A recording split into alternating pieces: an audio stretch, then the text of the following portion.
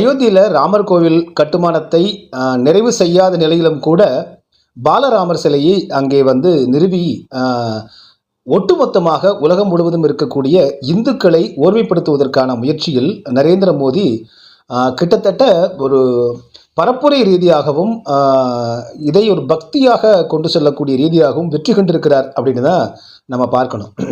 ஏனென்றால் எப்பொழுதுமே நீங்கள் வந்து பார்த்தீங்கன்னா ஒட்டுமொத்தமாக இந்துக்களை பொறுத்தவரையிலும் அது எந்த கடவுளாக இருந்தாலும் அவர்களை வணங்கக்கூடிய ஒரு வழக்கம் வந்து இங்கே இருப்பதை நம்ம பார்க்கலாம்.